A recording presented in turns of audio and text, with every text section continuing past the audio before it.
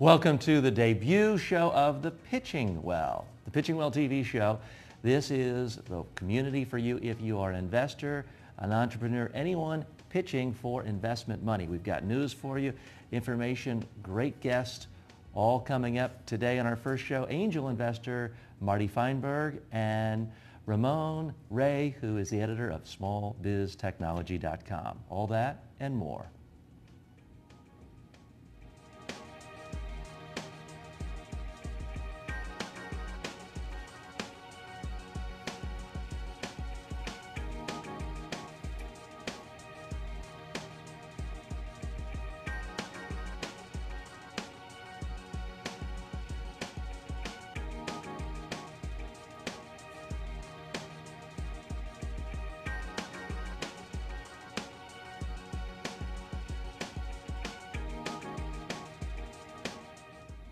Okay, this is our first show. Really want to thank you for joining us.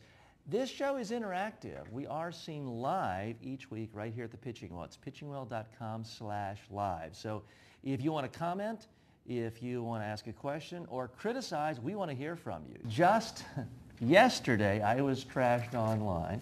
Now, fortunately for me, I think I have enough things that people Google my name, they'd have a very hard time finding it. But earlier this week, I wrote a column actually saying why Jason Calacanis, I'm sure you're familiar with him. Yeah, I almost bought a company. Actually does a fantastic job hosting a show called This Week in Startups. Which, frankly, we love that show. Where is that?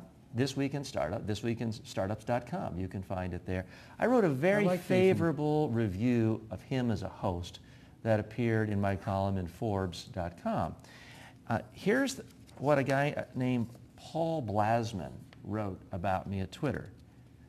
And his name is, his address is @PBlasman on Twitter. He says, Forbes sinks to a new low.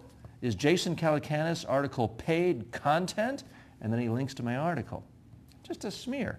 But I write back to him and I say, @PBlasman. I don't even get paid to write it. If you disagree with something, why not just make your case rather than impugn motives?